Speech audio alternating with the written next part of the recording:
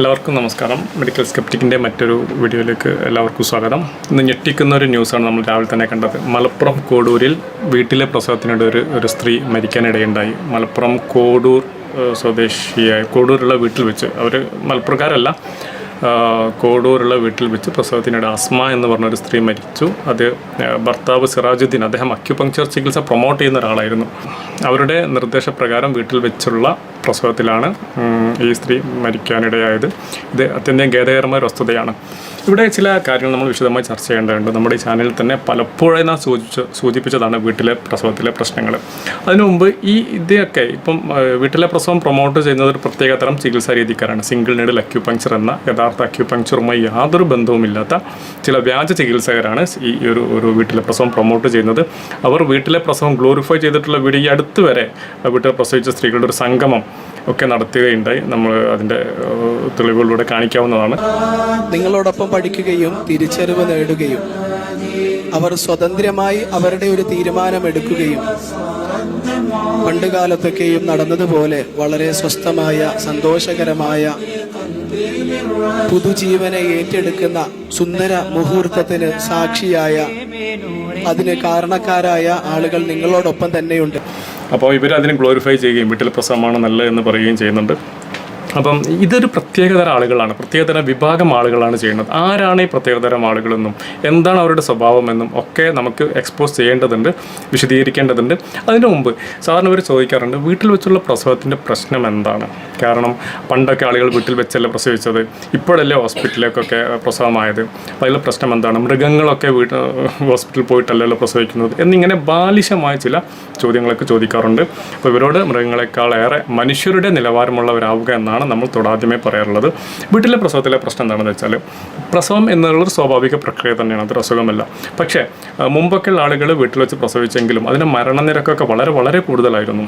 പ്രായമുള്ള ആളുകളൊക്കെ 10ഉം 15ഉം പ്രസവിക്കുന്നെങ്കിൽ അവർ ജീവനോടെ ബാക്കിയാവുക പിന്നെ വളരെ കുറഞ്ഞ ആളുകളായിരുന്നു. മരണനിരക്ക്, neonatal mortality, infant mortality, neonatal death ആയാലും ഈ അമ്മമാരുടെ മരണമായാലും ഒക്കെ വളരെ കൂടുതലായിരുന്നു. ഇപ്പോൾ നമ്മൾ കണക്കുകൾ പരിശോധിച്ചാൽ തന്നെ ആഫ്രിക്കയിലെ ചില സ്ഥലങ്ങളിലൊക്കെ ഈ ഫെസിലിറ്റി ഇല്ലാത്തയിടത്തൊക്കെ വീട്ടിലെ മരണനിരക്ക്, പ്രസവത്തോടനുബന്ധിച്ച മരണനിരക്ക് വളരെ കൂടുതലാണ് എന്നുള്ളതാണ്.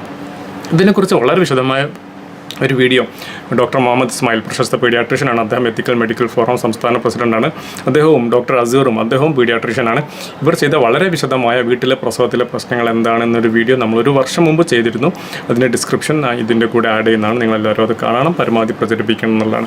ആ വീഡിയോയിൽ പറയുന്നത് വീട്ടിലെ പ്രസവത്തിലെ പ്രശ്നം എന്താണെന്ന് വെച്ചാൽ, ഈ പ്രസവം എന്ന് പറയുന്നത് ഒരു സ്വാഭാവിക പ്രക്രിയയാണെങ്കിൽ പോലും തന്നെ നമ്മളതിൽ സാധാരണ മെഡിക്കൽ ടൈമിലുള്ള ഫീൽഡിലുള്ള ആളുകൾ അതിനെ ഒരു വാച്ച്ഫുൾ എക്സ്പെക്റ്റൻസി എന്നാണ് പറയുക. അതായത് ഒരു പ്രതീക്ഷയോടെ കാത്തിരിക്കുക, എന്തും സംഭവിക്കാം, നന്മ സംഭവിക്കട്ടെ, നല്ലത് മാത്രം സംഭവിക്കട്ടെ എന്നാണ് ആ രംഗത്തുള്ള ഡോക്ടറായാലും ഒരു മെഡിക്കൽ സ്റ്റാഫായാലും ഒക്കെ ആഗ്രഹിക്കുന്നത്, നല്ലത് മാത്രം സംഭവിക്കട്ടെ. പക്ഷെ എന്തും സംഭവിക്കാനുള്ള ഒരു സാധ്യതയുണ്ട്. അപ്പോൾ അതിന് ഒരു ഒരുക്കങ്ങളോടെയാണ്. സാധാരണ നോർമൽ പ്രസവമാണെങ്കിൽ വലിയ പ്രശ്നമൊന്നുമില്ലാതെ നോർമലായിട്ട് തന്നെ മിക്ക പ്രസവം അങ്ങനെ ആയിത്തീരും. ഇനി എന്തെങ്കിലും ഒരു പ്രശ്നം വന്നാൽ അത് നേരിടാനുള്ള സംവിധാനങ്ങൾ ഉണ്ടാവണം. അതുകൊണ്ട് തന്നെയാണ് പ്രസവം ഹോസ്പിറ്റലിൽ ഒരു വിദഗ്ധനായ ഡോക്ടറുടെ മേൽനോട്ടത്തിലാവണം എന്ന് പറയുന്നത്. അങ്ങനെ അല്ലെങ്കിൽ എന്താ സംഭവിക്കുക, ഈ കുട്ടിയുടെ ബ്രെയിൻ ഒരുപാട് ഡാമേജ് വരാൻ സാധ്യതയാണ്. എന്തെങ്കിലും ഒരു പ്രശ്നം വന്ന് നോർമലായിട്ട് പ്രസവിക്കാൻ പറ്റിയിട്ടില്ല എങ്കിൽ ഒരു മെഡിക്കൽ എക്സ്പേർട്ടിൻ്റെ സഹായത്തോടെ എല്ലാ കുട്ടിയെ പുറത്തെടുക്കുന്നതെങ്കിൽ ഒരുപാട് പ്രതിസന്ധികൾ വരാൻ സാധ്യതയുണ്ട്. അതിൽ പ്രധാനപ്പെട്ട ഒന്നാണ് കുട്ടിയുടെ ബ്രെയിന് ഡാമേജ് ഉണ്ടാവുക എന്നുള്ളത്. അങ്ങനെ ബ്രെയിന് ഡാമേജ് ആവുന്ന കുട്ടികളാണ് ഈ സെറിബ്രൽ പാൾസി എന്നൊക്കെ നമ്മൾ കണ്ടിട്ടുണ്ടാവും. നിങ്ങൾക്ക് ഇവിടെ വീഡിയോയിൽ കാണാവുന്നതാണ്. ഇങ്ങനെ ജീവിതകാലം മുഴുവനും നരകിച്ച് കഴിയുന്ന രൂപത്തിൽ കുട്ടികൾ 10ഉം 15ഉം വയസ്സായിട്ട് പോലും ബെഡിൽ നിന്ന് എഴുന്നേറ്റിരിക്കാൻ പോലും കഴിയാതെ, ഒന്ന് ചിരിക്കാൻ പോലും കഴിയാത്ത കുട്ടി, ജീവിതകാലം മുഴുവൻ അറിയിക്കുന്ന, ഈ കുട്ടിയെ നോക്കുന്ന മാതാപിതാക്കളൊന്നും അറിയിക്കുന്ന, അവർക്കൊരു ആവശ്യത്തിന് പുറത്തു പോകാനൊന്നും പറ്റാതെ വീട്ടിൽ തന്നെ നരകിച്ച് കഴിയേണ്ട ഒരു ഗതികേട് ഇത്തരം രക്ഷിതാക്കൾക്കുണ്ടാവും, കുട്ടികൾക്കുണ്ടാവും. ഇത് നമ്മൾ വരുത്തി വയ്ക്കുന്നതാണ്. അപ്പം വീട്ടിലെ പ്രസവത്തിലുള്ളൊരു കോംപ്ലിക്കേഷൻസ് ഇതാണ്. അപ്പോൾ ഇതിന് വീട്ടിൽ പണ്ടും പ്രസവിക്കുന്നില്ലേ, ഹോസ്പിറ്റലിൽ മരിക്കുന്നില്ല എന്നുള്ള ന്യായം തികച്ചും ബാലിശമാണ്. വിവരമുള്ള ആളുകൾ ചോദിക്കുന്ന ചോദ്യമല്ല. നമ്മൾ സയൻസ് പുരോഗമിച്ചു, മനുഷ്യൻ പുരോഗമിച്ചു. നമ്മൾ 6000-5000 വർഷം മുമ്പുള്ള പഴക്കമുള്ള ചികിത്സാ രീതിയല്ല ഇപ്പോൾ നമ്മൾ ഫോളോ ചെയ്യുന്നത്. അതുകൊണ്ട് തന്നെ എല്ലാ കാലത്തും നമ്മൾ അപ്ഡേഷൻ വന്നു. നമ്മൾ പഴയ കമ്മ്യൂണിക്കേഷൻ രീതി അല്ലല്ലോ ഉപയോഗിക്കുന്നത്. ഇപ്പോൾ നമ്മൾ കത്ത് എഴുതി പോസ്റ്റ് ഓഫീസിൽ കൊണ്ടുപോയിട്ട് അങ്ങനെയല്ലല്ലോ കമ്മ്യൂണിക്കേഷൻ. നമ്മൾ വാട്സപ്പിലൂടെയും സ്മാർട്ട് ഫോണിലൂടെയും ഒക്കെ കമ്മ്യൂണിക്കേറ്റ് ചെയ്യുന്നുണ്ട്. അതേപോലെ തന്നെ ചികിത്സാ രംഗത്ത് മാറ്റങ്ങൾ സംഭവിച്ചു. ഇപ്പോഴും ഒരാൾ പണ്ടൊക്കെ കത്ത് എഴുതിയില്ല, അതുകൊണ്ട് ഇനി ഞാൻ കത്ത് എഴുതുകയാണ് എന്ന് പറഞ്ഞാലും നമ്മൾ കമ്മ്യൂണിക്കേഷൻ വെയിറ്റ് ചെയ്യാറില്ല. നമ്മൾ ഏറ്റവും പുതിയ ഏറ്റവും പുതിയ ടെക്നോളജിയാണ് ആ വിഷയത്തിൽ നമ്മൾ സ്വീകരിക്കുന്നത്. അപ്പോൾ ഒരാൾ പറഞ്ഞു, ഞാൻ ഗുരുകുല വിദ്യാഭ്യാസമായിരുന്നു പണ്ട്, ഞാൻ ഒരു അധ്യാപകൻ്റെ കയ്യിൽ നേരിട്ട് വിദ്യ സ്വീകരിക്കുമെന്ന് പറഞ്ഞ് ഇപ്പോൾ AI ടൂളുകളൊക്കെ മാറ്റി നിർത്തുന്ന പരിപാടി നമുക്കില്ലല്ലോ, നമ്മളൊക്കെ സ്വീകരിക്കും. അതേപോലെ തന്നെയാണ് ടെക്നോളജി വികസിക്കുന്നതനുസരിച്ച് നമ്മൾ പുതിയ പുതിയ ചികിത്സാ രീതികൾ ആക്സെപ്റ്റ് ചെയ്യും. അത് മനുഷ്യ പുരോഗതിയുടെ ലക്ഷണമാണ്. വിവരമുള്ളവർ അങ്ങനെയാണ് ചെയ്യേണ്ടത് എന്നുള്ളതാണ്. ഇനി എൻ്റെ വീഡിയോയുടെ ഒരു പ്രധാനപ്പെട്ട ഭാഗം എന്താ വെച്ചാൽ, ഒരു പ്രത്യേക വിഭാഗം ആളുകളാണ് ഇത്തരം ചികിത്സാ രീതിക്ക് പുറകിൽ എന്നുള്ള രൂപത്തിൽ സംസാരിക്കുന്നുണ്ട്. അത് സാധാരണ മുസ്ലിങ്ങളെ ടാർഗറ്റ് ചെയ്ത് മുസ്ലിം വിശ്വാസികളാണ് ഈ രൂപത്തിൽ പ്രാകൃതമായ ചികിത്സാ രീതികൾ ഫോളോ ചെയ്യുന്നത് എന്നുള്ളതാണ്. തീർച്ചും തെറ്റാണത്. ഇസ്ലാം യഥാർത്ഥത്തിൽ ഇത്തരം വ്യാജ ചികിത്സാ രീതികൾക്കെതിരാണ്. നമ്മുടെ നാട്ടിൽ നമ്മൾ ഇതിൻ്റെ പ്രചാരം നോക്കിയാൽ ജേക്കബ് വടക്കാഞ്ചേരി, മോഹനൻ വൈദ്യർ അടക്കമുള്ള ആളുകളാണ് ഈ വാക്സിൻ വിരുദ്ധതയ്ക്കും ഇത്തരം ചികിത്സ ഏറ്റവും മോഡേൺ മെഡിസിൻ, അലോപ്പതി എന്നിവർ പരിഹാസ രൂപത്തിൽ പറയുന്ന മോഡേൺ മെഡിസിൻ എതിരെ നിന്നത് ജേക്കബ് വടക്കാഞ്ചേരി ആണ്, മോഹനൻ വൈദ്യർ എന്നിവരാണ്. പിന്നീട് ഷുഹൈബ് റിയാൽ അടക്കമുള്ള ആളുകൾ രംഗത്ത് വരികയുണ്ടായത്. അപ്പം ഇതിൻ്റെ പിന്നെ എല്ലാവരും ഉണ്ട്. ഇതിലൊരു പ്രത്യേക ജാതിയും മതമൊന്നുമില്ല. ഇത് വിവരമില്ലായ്മ മാത്രമാണ് ഇതിൻ്റെ ഒരു ബേസ് എന്ന് പറയുന്നത്.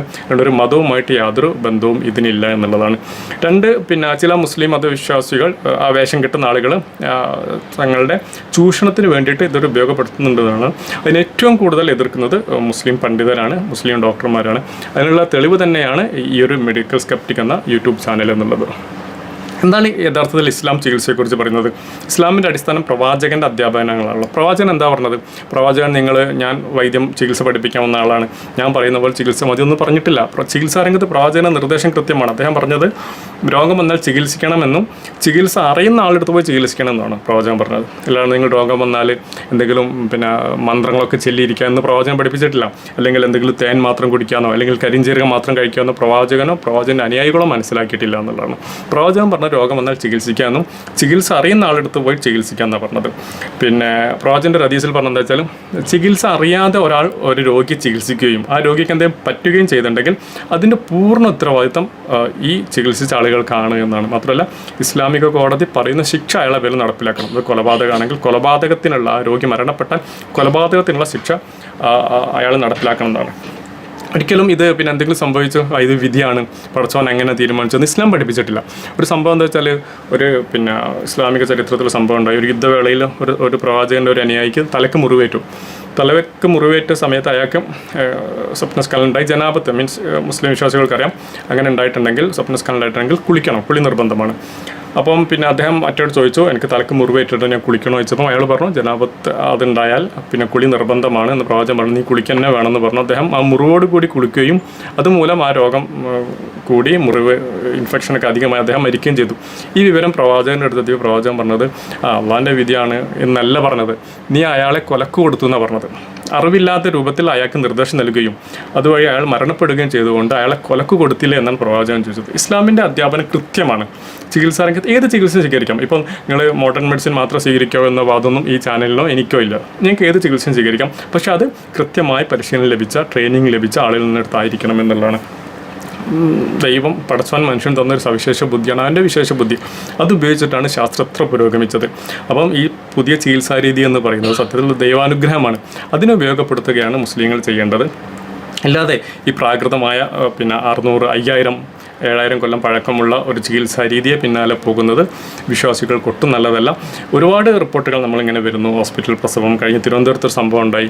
ഇതേപോലെ തന്നെ അക്യൂപങ്ക്ചറിൻ്റെ ആളുകൾ ഈ പ്രൊമോട്ട് ചെയ്ത് ഒരു കുഞ്ഞും ഉമ്മയും ഉദാഹരണമായി മരിച്ചു, ഹോസ്പിറ്റലിൽ പോകുന്ന വഴിച്ച് മരിച്ചു എന്നുള്ളതാണ്.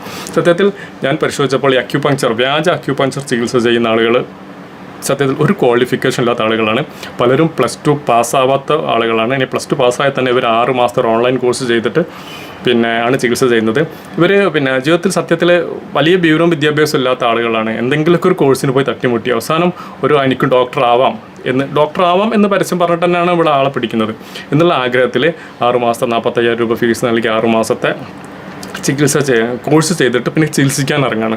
ഇവരുടെ ഒരു ഗ്രൂപ്പിൽ 1-2 ഗ്രൂപ്പിലൊക്കെ ഞാൻ വളരെ രഹസ്യമായിട്ട് നുഴഞ്ഞ് കയറിയിട്ടുണ്ട്. കൃത്യമായി മനസ്സിലാകും ഈ കോഴ്സ് കഴിഞ്ഞ് ചികിത്സിക്കുന്ന ആളുകൾ ഇവരുടെ സാറിന് മെസ്സേജ് അയക്കണം. പിന്നെ സാർ ഇങ്ങനെ ഒരു ക്യാൻസർ പേഷ്യൻ്റ് വന്നിട്ടുണ്ട്, ഞാൻ ഏത് പോയിന്റിലാണ് സൂചി കുത്തേണ്ടത് എന്ന് പറഞ്ഞിട്ട്, അപ്പോൾ ഇയാൾ ക്യാൻസർ പേഷ്യൻ്റ് അല്ല, എന്നാൽ ഇന്ന പോയിന്റ് 312 BC എന്ന പോയിന്റ് കുത്തിക്കോ എന്നൊക്കെ പറഞ്ഞിട്ട് ക്യാൻസർ പേഷ്യൻറ്റിനെ വരെ ട്രീറ്റ് ചെയ്യുന്ന രൂപത്തിലേക്ക്, ഇത്രയും പിന്നെ വിവരമില്ലാത്ത രൂപത്തിലേക്ക് മലയാളികൾ അധപതിച്ചു എന്നുള്ളത് ഏറെ ഗൗരവമായി കാണേണ്ട ഒരു വിഷയമാണ്. അതേപോലെ തന്നെ എനിക്കറിയാവുന്ന ഒരാൾ, ഞാൻ കൃത്യമായിട്ട് അതിനെക്കുറിച്ചുള്ള ഡാറ്റകൾ ശേഖരിക്കുന്നുണ്ട്. അദ്ദേഹം പിന്നെ ഒരു കേരളത്തിൽ ഒരു ക്വാർട്ടേഴ്സ് വാടകയ്ക്ക് എടുത്തിട്ട് ആ ലോഡ്ജ് ഫാമിലിക്ക് വാടക കൊടുക്കുകയാണ് എന്നുള്ള രൂപത്തിൽ രോഗികളെ കിടത്തി ചികിത്സിക്കുന്നുണ്ട് എന്നുള്ളതാണ്. എന്നാൽ അയാൾ ഡയബറ്റിക്കും ഹൈപ്പർ ടെൻഷനൊക്കെ ആയിട്ട് മോഡേൺ മെഡിസിൻ ട്രീറ്റ്മെൻറ്റ് എടുക്കുന്നുണ്ട്. അതേ സ്ഥാനത്ത് അദ്ദേഹം എല്ലാ രോഗികളെയും ഈ ഒരു മരുന്നുകളൊക്കെ സ്റ്റോപ്പ് ചെയ്യിപ്പിച്ചിട്ട് ഈ ഒരു വ്യാജ ചികിത്സ ചെയ്യിപ്പിക്കുക എന്നുള്ളതാണ്. അപ്പോൾ ഞാൻ പറഞ്ഞ അക്യൂപങ്ക്ചർ എന്ന് പറഞ്ഞാൽ ഇവർ പറയുന്നത് അത് വേൾഡ് ഹെൽത്ത് ഓർഗനൈസേഷൻ അംഗീകരിച്ച ചികിത്സാ രീതിയല്ല, തീർച്ചയായുമാണ്. പക്ഷേ നിങ്ങൾ ചെയ്യുന്ന സിംഗിൾ നീഡിൽ അക്യൂപങ്ക്ചറിന് ഈ യഥാർത്ഥ അക്യൂപങ്ക്ചറുമായി യാതൊരു ബന്ധവുമില്ല. അക്യൂപങ്ക്ചർ ചൈനീസ് ട്രഡീഷണൽ മെഡിസിൻ എന്ന രൂപത്തിൽ അത് പിന്നെ കൃത്യമായി പ്രാക്ടീസ് കിട്ടിയ ആളുകളാണ് ചെയ്യേണ്ടത്. മാത്രമല്ല അത് എല്ലാ രോഗങ്ങൾക്കും എഫക്റ്റീവ് അല്ലെന്ന് അവർ തന്നെ പറയുന്നുണ്ട്. മാത്രവുമല്ല നിങ്ങൾ മരുന്ന് കഴിക്കുകയാണെങ്കിൽ ആ മരുന്ന് സ്റ്റോപ്പ് ചെയ്യരുത് ഒരിക്കലും. പിന്നെ ആ ഡോക്ടറെ കണ്ട് സംസാരിച്ചതിന് ശേഷം മാത്രമേ ആ ട്രീറ്റ്മെൻറ്റ് എടുക്കാവൂ എന്നൊക്കെ പറയുന്നുണ്ട്. ഇവിടെ യാതൊരു വിദ്യാഭ്യാസവും ഇല്ലാതെ, പ്രാഥമിക ധാരണ പോലും ഇല്ലാതെ ഈ രൂപത്തിൽ ചികിത്സ ചെയ്യുന്ന ആളുകൾ അത് മതത്തോട് ചെയ്യുന്ന ദ്രോഹമാണ്, സമൂഹത്തോട് ചെയ്യുന്ന ദ്രോഹമാണ്, പാവപ്പെട്ട ആളുകളോടൊക്കെ ഒരു ഈ ചൂഷണത്തിന് വേണ്ടി ചെയ്യുന്നൊരു ദ്രോഹം തന്നെയാണ് എന്ന കാര്യത്തിൽ യാതൊരു സംശയവുമില്ല. ഇതൊരു വൻ മാഫിയ സംഘമാണ്. ഇപ്പോൾ ഞാൻ ഷുഹൈബ് റിയാലു എന്ന് പറയുന്ന ഒരാളാണ് കേരളത്തിൽ ഇതിന് നേതൃത്വം കൊടുക്കുന്നത്. അദ്ദേഹത്തിന് ഈ കോൺസെപ്റ്റ് കിട്ടിയ തമിഴ്നാട്ടിലൊരു ഡോക്ടറാണ്. അദ്ദേഹം MBBS ഡോക്ടർ ആയിരുന്നു എന്നാണ് പറഞ്ഞത്. MBBS ഡോക്ടർക്കും പ്രാന്താവാം എന്ന് നമുക്ക് മനസ്സിലായല്ലോ. അദ്ദേഹം ഒക്കെ കഴിഞ്ഞു സിംഗിൾ നീഡിൽ ട്രീറ്റ്മെൻറ്റ് സ്റ്റാർട്ട് ചെയ്ത് പിന്നെ ഇങ്ങനെ ചൂണ്ട ചികിത്സയാണ്, ഇങ്ങനെ തൊടണ്ട പേഷ്യൻറ്റിനെ, ഇങ്ങനെ ചൂണ്ടിയാൽ മതി. ഒക്കെ കഴിഞ്ഞ് ഓൺലൈനായിട്ട് വീഡിയോ കോളിലൂടെ ഒക്കെ ട്രീറ്റ്മെൻറ്റ് ചെയ്യുന്ന പുതിയ ചികിത്സാ രീതികളൊക്കെ അവർ അക്സെപ്റ്റ് ചെയ്തിട്ടുണ്ട്. എന്തായാലും ഈ ചികിത്സാ രീതിയെ ശാസ്ത്രീയമായി ഒട്ടും വിശദീകരിക്കാൻ അവർക്ക് സാധിച്ചിട്ടില്ല എന്നുള്ളതാണ് മറ്റൊരു വസ്തുത. മറ്റൊന്ന്, ഈ ഷുഹൈബ് റിയാലു എന്ന് പറയുന്ന ആൾ പിന്നെ 100 കുട്ടികളാണ് ഒരു ബാച്ചിൽ അദ്ദേഹം എടുക്കുന്നത്. അങ്ങനെ പിന്നെ അപ്പോൾ 45,000 രൂപ ഫീസ്, 45,000 × 100 നിങ്ങൾ ആലോചിച്ച് നോക്കുക. അങ്ങനെ 20ഓളം ബാച്ചുകൾ കേരളത്തിലുണ്ട്. ഒരു വർഷം ഏകദേശം 9 കോടിയോളം രൂപ ഇയാൾക്ക് വരുമാനം കിട്ടാവുന്ന ഒരു മാഫിയ സംഘമായിട്ടാണ് ഇവർ വർക്ക് ചെയ്യുന്നത്. ഇവർ ചില രാഷ്ട്രീയക്കാരൊക്കെ വിലക്കെടുത്തിട്ടുണ്ട്. കേസ് കൊടുത്താൽ ഒതുക്കാനൊക്കെ ഓരോ സംവിധാനങ്ങളുണ്ട്. എന്തായാലും കേരളത്തിലെ പ്രബുദ്ധരായിട്ടുള്ള ജനത ഇത് തിരിച്ചറിയുകയും ഇതിനെതിരെ ശക്തമായി പ്രതികരിക്കുകയും ചെയ്യുമെന്ന് തന്നെ വേണം പറയാൻ. ഇതിന് ഇസ്ലാം മതവുമായി യാതൊരു ബന്ധവുമില്ല. ഇതിനെതിരെ ശക്തമായ മുസ്ലിങ്ങളും മുസ്ലിം ഡോക്ടർമാരും മുസ്ലിം സംഘടന നേതൃത്വവും രംഗത്തുണ്ട് എന്നുള്ളതാണ് വസ്തുത. ഇത് പ്രവാചന അധ്യാപനങ്ങൾക്ക് വിരുദ്ധമാണ്. നിങ്ങൾ യഥാർത്ഥ വിശ്വാസികളാണെങ്കിൽ, ഈ വ്യാജ അക്യൂപങ്ക്ചർ ചികിത്സ ചെയ്യുന്ന ആളുകളോട് പറയാനുള്ളത്, യഥാർത്ഥ വിശ്വാസികളാണെങ്കിൽ നിങ്ങൾ പരിപാടി ഇന്ന് നിർത്തണം, അല്ലെങ്കിൽ നാളെ പടച്ച റബ്ബിൻ്റെ മുമ്പിൽ നിങ്ങൾ ഇതിന് മറുപടി പറയേണ്ടി വരും എന്നുള്ള കാര്യത്തിൽ യാതൊരു സംശയവുമില്ല.